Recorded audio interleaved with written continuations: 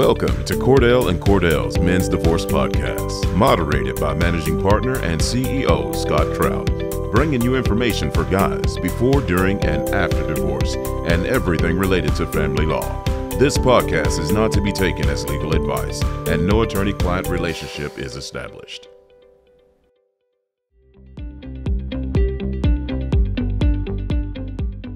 Welcome back to Men's Divorce Podcast. Scott Trout, CEO of Cordell & Cordell. And today, to start the new year, we're going to talk about something so relative to divorce and modifications, post, pre-divorce, anything involving family law. And that is dealing with co-parenting and your calendars and what do you do, communication styles, all those things that are so important to start the new year to be thinking about. And we're joined by senior litigation partner Kristen Zurich in St. Louis. Welcome. Hi, Scott. Thanks for having me. Well, thanks. Great topic today to just kind of start the new year off to try to make it a little bit easier to the extent that it can be and to give some nice, helpful tips for everyone going through this, whether it's beginning, middle, end, whatever it may be. It applies to across the board. So I mentioned calendars. That's huge. As you start, everyone starts planning. A lot of people on New Year's Day start getting a calendar out and start planning. And why is it so important for folks who are either pre-divorce, middle of divorce, or post-divorce? Yeah, I think it's really important. It's a really good start of the year thing to tackle is to try to get down and be ahead of your calendar. Sit down, actually mark out on your calendar what weekends you have the kids. So that way you all are operating on a calendar. And I'm here to tell you that your ex will be totally shocked if you take the first step and actually calendar it out and say, hey, do you agree with this? Because it shows you're actually on the offensive rather than on the defensive. So this always does get a little bit difficult if you're trying to flip-flop holiday weekends, if you have that thing in your parenting plan that says you guys have to alternate, if you have to alternate for three, so you don't have 3 weekends in a row. But it's a really good idea to start sketching that stuff out soon so you can figure out where there's problems and address them sooner rather than later. Yeah, and I gotta believe, it's planning is always good, and you can kind of look out and see what's going on the rest of the year. As you mentioned, there may be a weekend that you're trying to think, okay, when am I going to take vacation? When am I going to go? And I saw this very interesting TikTok the other day that said how to plan effectively your vacations for 2024 around national holidays, where you can have long weekends, whether it's MLK weekend or Juneteenth or 4th of July, where now instead of taking a day off of work, you're getting an extra free day. So now you can really take a peek and see what's open if you're using a shared app. I know we've talked in many other podcasts about using something like Cozy, where both mom and dad have access and a joint calendar so they can plan that accordingly. But that's got to help you plan for maybe an open weekend in the summer that's not be taken by anybody, right? Oh, God, absolutely. You absolutely need to start looking at your schedule right now and hone in on when you want to take a vacation.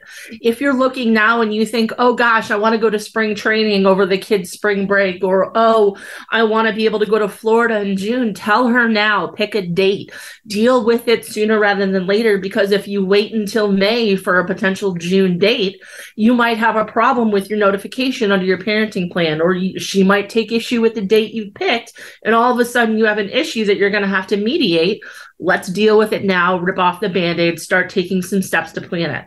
Yeah. I mean, I had a client who had a family reunion in the summer, and it just happened to fall during her weekend. And instead of waiting until the weekend before to try to negotiate, why not start in January? That's absolutely it, Scott. That's my next point that I wanted to be able to let everybody know, is that if there is something that is coming up, you were all together at Christmas and realize there's going to be a family reunion, or everyone's going to get together in June for your parents' 50th wedding anniversary, plan it now, because those big things are obviously something you want your kids at. And if she won't agree, you've got to find a way to make sure the system works for you to make sure the kids get to go with you. So, I mean, it's all premised, this idea of trying to use a calendar, kind of forecast what you want. It all is premised on effective communication, right? So communication's a big one. Start thinking about how you would do that in 2024 to try to accomplish the calendar, as kind of what we just talked about, right? Without a doubt. And it is very, very, very hard. It's easier for me to say, and it's harder for our listeners to do, to try to work and communicate well with your ex. She's your ex for a reason, right? But you have to be able to work a little bit harder at this communication piece when there's kids. So, I realized when I was sitting down doing my calendar yesterday, holy cow, I forgot to schedule my daughter's 13th year appointment. So you know what? It's a really good idea to reach out to her and say, hey, who's taking the kid to the ortho this year? Who's going to do the medical appointments? If you have a kid that has a lot of appointments, why don't you guys divide and conquer? She will actually appreciate if you reach out and say, hey, did you schedule her 6-year checkup yet? Because believe me, there are some moms out there that tend to forget that stuff. Right. It's interesting how much more, I guess, stress is relieved when you start doing these things rather than fighting over it the week before. And like you said, I forgot, can you cover this, doctor's appointment or a checkup? So when at the end of the year, or say in August, when you've got to do, if your kids are in sports, you've got to do physicals, start trying to plan all that out rather than last minute it and get into an argument about, well, apparently you don't help out enough, right? Right. You will be a better co-parent, and frankly, your style of working with her will be better if you actually take some of this mental load on yourself as a co-parent. And trying to remember to do those things of, oh my God, my kid was complaining about a toothache at Christmas. Maybe I need to go set an appointment with the dentist. If you take the step to do that, believe you me, she is going to be more helpful and thankful than she will be mad at you for doing it. Yeah. I mean, as fast as the year has gone, you think spring break is only 60 days away. Well, maybe a little bit, 75 days away.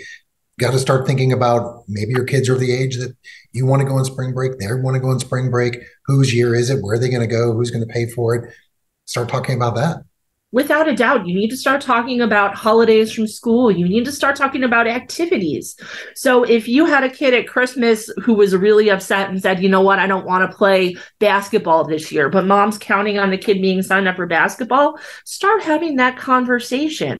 If you have a kid that's unhappy in the school that he's in, and maybe we need to switch schools for the next year, start to have that conversation, because the more you're talking about those big decisions with her, the easier they are going to be to make, rather than if you just get mad about something and then try to arrange something with a mediator in the future. And then I guess concomitantly, things with activities. I mean, I just had a kid that went through a growth spurt. So now all of a sudden his pants don't fit, his golf shoes don't fit. So we are going to have to, that's probably something your listeners are going through too. Does the kid need new cleats for spring soccer? Those are volunteer to take the kids school shopping for clothes for when it gets warmer. If you can have those conversations and help out with some of those things, the communications between you and her moving forward will be so much better. And it may, being effective at communication on some of those, I use the word simple in air quotes, right? Things may open the door to perhaps when your kids don't like playing certain activities and they're only telling one parent or the other. And now all of a sudden, let's say that, the child tells you, I hate playing soccer, but it hasn't told mom that. Mom played soccer and really wants the kid to play soccer. Now you can have that conversation about, Johnny does not want to play soccer. Maybe it's an effective way to think about doing what's best for your kid rather than forcing them to do the things that maybe makes one parent happy over the other. You are so correct, Scott. I have this conversation with my clients all the time about approaching a lot of these decisions for the kids from a child-centric perspective of what's better for the kid rather than something that you want. I mean, I have a kid with a left-handed jump shot, but she won't play basketball to save her life. And I've let her make those decisions and work with her dad to allow her to choose what she wants to do, despite the fact that I know full well she would be really good at doing something that I wanted her to do. I hope your listeners can do the same thing, because approaching it from a child-centered perspective really does keep your kids happier in a split custody situation. Yes, as I'm thinking through working through these problems, you're starting with the calendar and then going into communications we were talking about. One would think that the reverse would be true, that you work on your communication first and then the calendar. Maybe it's right that forcing yourselves to talk through a calendar issues through the year actually opens the door to better communication, and then it continues down. I mean, I think typically you want to think, I got to work on my communication stuff first before I can get to anything else. But I like the way that you approached it, calendar first, talk through that, force ourselves to work together, and then it naturally allows you to think about working better in communication style.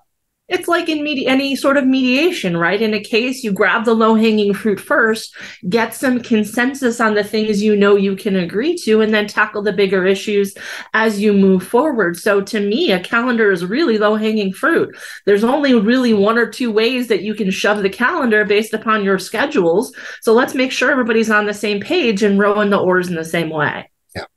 And then kind of building on that as you work through the calendar, work to communicate better for the best interest of the kids or the child, whatever it may be. It's a focus on cooperation and trying to be flexible, trying to be amenable to changes and not so rigid.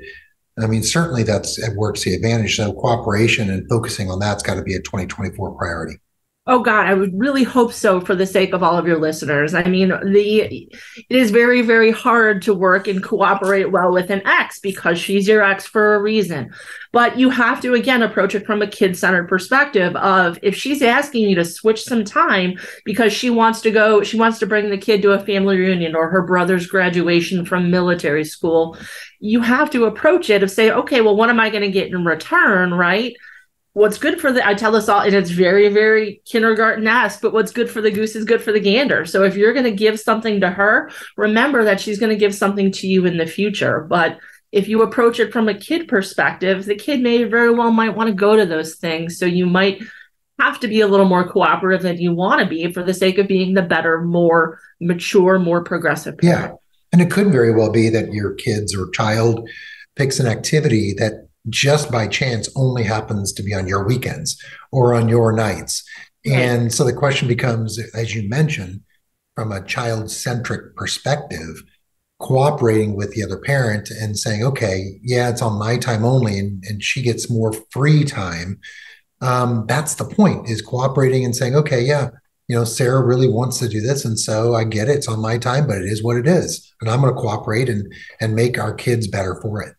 And what your kid is going to remember in that situation is even though you're upset because you have to sit at cheerleading practice on Tuesday nights when it should have been your time, guess what? Sarah's going to remember that dad was sitting there at every cheerleading practice supporting her through what she was doing. So even though that might not be time that you think is beneficial to you because it's not free, you're sending a really important message to your kid of, you know what, hon, I'm here for you. Yeah. And then that goes for legal custody as we talk through cooperation. And oftentimes, you have this meet, confer, and agree language where each party is required to somehow talk about those major medical decisions. Maybe there's ADHD medication, maybe there's asthma medication, maybe there's something, hey, the COVID shot, the COVID booster. These are major decisions that you have to meet and talk about. And if you can kind of work your way down, as we said, calendar, communication. Now we're talking about cooperation. Do we go see someone? Do we go get a third-party opinion and try to get more information rather than just what we really want? I think that's important too. I think what I'm used to seeing now, and I see it in my jurisdictions very specifically, whereupon if people are fighting about an issue in regards to the kiddos, in regards to medical issues, a mental health issue, anything in that regards, the courts, if mom and dad are fighting about it, the courts are more inclined to listen to whatever the treating provider for the kid says. So if mom and dad are already fighting over a medical issue, I just had this come up in a case where the mom had changed the kid's medication, and my client called me very upset about that. And I had to explain to him if the doctor suggests that was what was appropriate, the court's going to support that because that is the person that is in control here. That is the person that has the most information about what's best for the kid. So if mom and dad are really fighting about things, go to their treating provider, go to their counselor, go to their teacher to figure out whether or not tutoring is necessary or summer school is necessary. If you talk to someone that is outside of your initial fight, getting that additional information is going to help you cooperate better because it's someone who's not so entrenched. So, I mean, you mentioned the idea of a medical professional or some independent person where courts look at that. So let's just say you've kind of run the course and you've run into a disagreement and you're not getting anywhere. You're doing your best to communicate. Are there alternatives, other individuals, attorneys, mediators, someone else you can use to try to help facilitate to get to a really good decision? Without a doubt, if you get to this point where you can't cooperate, you've tried to communicate, you can't cooperate, it's time to consult with people. It's time to go to a mediator if there is a mediation requirement in your jurisdiction or your parenting plan. Some of your parenting plans may have an arbitration or a parent coordinator in order to help you make those decisions. So the goal, and then frankly, if you don't have either one of those options, it's probably worth it to go talk to your lawyer. But the gist about that is if you've done the work and tried to have the conversations and tried to have the communication, tried to cooperate, and you're still not getting anywhere, then go consult with somebody to see what your options are, because the court does not expect you to sit in your house, be upset at your ex without having any sort of a resolution of the situation. Yeah. Just, stomping your feet and then refusing to continue to find a solution is not the answer. That's not going to do nothing but make the judges extremely angry, ignore the law, ignore the facts, and pretty much hate you. Correct. You have to break the stalemate somehow.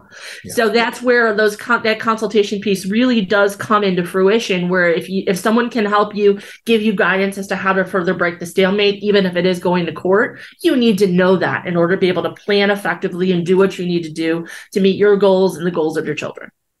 Well, good start to 2024 with some great advice and in terms of practical tips. Thanks, Kristen, for joining. Thanks, Scott. Have a good night. Have a good day. Happy New Year. Yeah, as you as well. We'll continue to tune in to the Men's Divorce Podcast. Subscribe to iTunes. You get alerted every time we drop a new podcast, but also keep an eye out for the Men's Divorce Podcast Live, which is once every month, where you can join in for 30 minutes, ask questions of a panel of Cordell attorneys and get answers right then and right there. And it's free. All you have to do is register, no charge, no strings attached. Just show up, ask questions, get answers. So until then, have a great week.